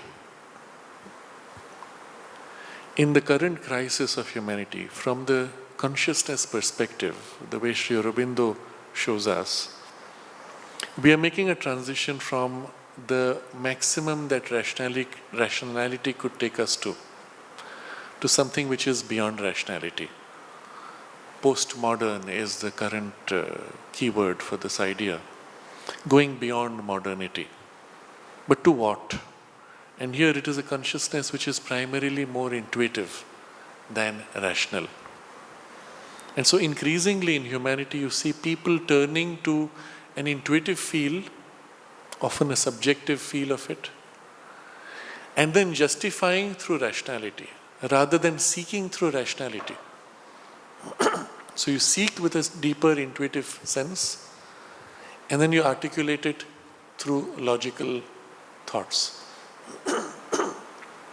This is happening more and more. If you look at the popular forms of literature, what earlier used to be the norm in research papers, where people still write in very rational and reductionist forms, people are not interested in that. The same thing articulated in a way that appeals to the heart and reason at the same time, that is what we are drawn to. It feels right, it feels good, it inspires, and yes, that will work. So there's a shift taking place in the mind of humanity already. Whether we like it or not, it's happening. It happens faster when we are conscious and we participate in it. But even in those who are not conscious, it's just as if the new generation grows with a shift in the way of their thinking. And the pace of this change is increasing in rapidity. So we are living in very interesting times where within our single lifetime, we are seeing at least a dozen stages of human development, which earlier each stage would have been 1 or 2 lifetimes. And you would never get to see it except by reading history books. Here we are seeing it happen in our own lifetime. The rapidity of the pace is such. And then for those who are into the conscious movement of the yoga, this whole process can take place so much faster that sometimes it feels like what you were 10 years ago belongs to another lifetime. And you look back at that person that you were 10 years ago and you say, what? Is that me? And the same you will say to what you are now in another maybe 5 years, hopefully, if that's the pace that continues.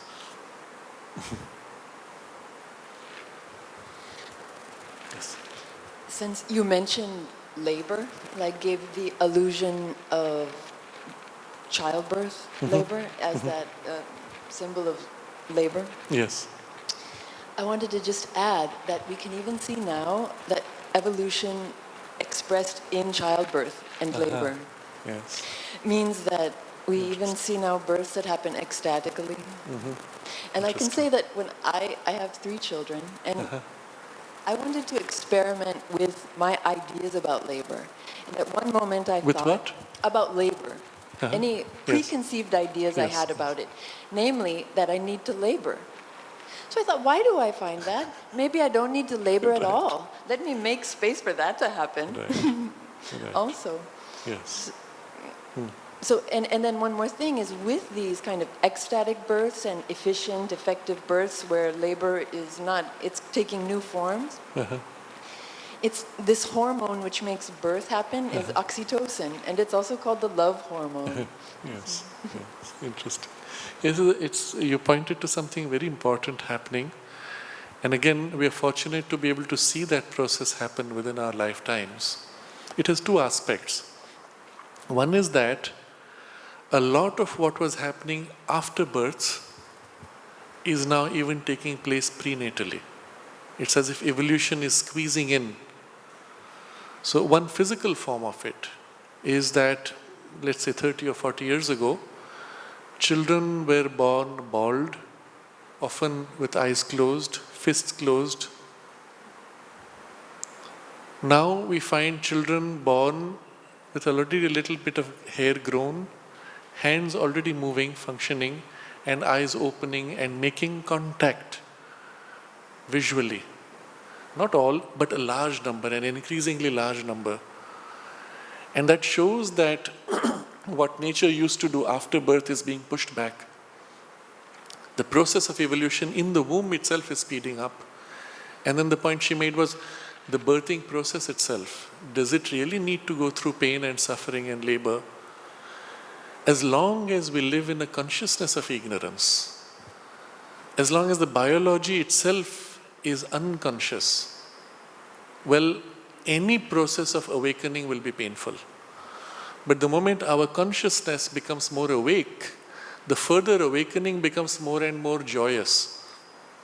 And if the human body can become more conscious, then the whole birthing process itself can be as part of an expression of joy rather than through a struggle of pain and suffering.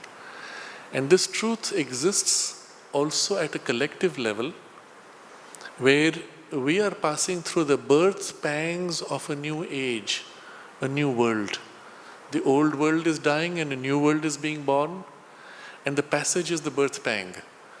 As long as we live in ignorance, unconsciously and mechanically, the passage will be painful. As we choose to become conscious of the birth taking place, as we align ourselves consciously with the new consciousness and its values, the passage becomes joyous and smooth, happy, easy, rapid, painless. And that's why you will see in parts of humanity there is great suffering, and in other parts there seems to be something very different, beautifully emerging. And somehow it's still unstable, but it's happening and it's speeding up.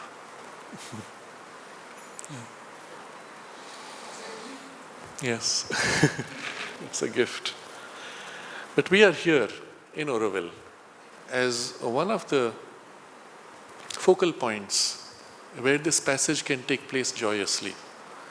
Because we have here in Auroville and in the ashram the largest collection of conscious individuals who seek consciously a higher life, or at least are aware of the possibility of a higher consciousness and a higher life. The largest collection in the world. And if we can consciously align ourselves to what that higher life and that higher consciousness represents. But we have to do it consciously. It's not enough to be here. Often we get sucked into the routine of life and we forget why we came. So it's useful to remind ourselves, even if for 5 minutes every morning, and then you can get lost in the work. But if for 5 minutes you have reminded yourself why you're here, what you're here to do, something of that enters the life. And then if you call for the help, the new consciousness, remember, it's like the gods taking birth in you. It's waiting, it wants your participation. If you call for help consciously and invoke, then the whole process takes place with the help rather than with your struggle. And so much more smoothly. And every time we have done that in our own lives, individually and collectively, we see the miraculous results. And that gives us the strength and the confidence that it's possible here and now. So to be here in this space at this time is such a great opportunity. Gift. Yes. And you sacrifice with joy. Yes. It's incredible. Incredible. Yes. All of it. I tell you in my experience, every day, incredible. But sacrifice with joy. So she spoke of sacrificing with joy. And the word sacrifice, if you take in this sense, Sri Aurobindo puts quotations, sacrifice. When you open and offer yourself with joy, when you offer the situation with joy, then immediately there's a response. It may not always be the way you expect, but it changes everything.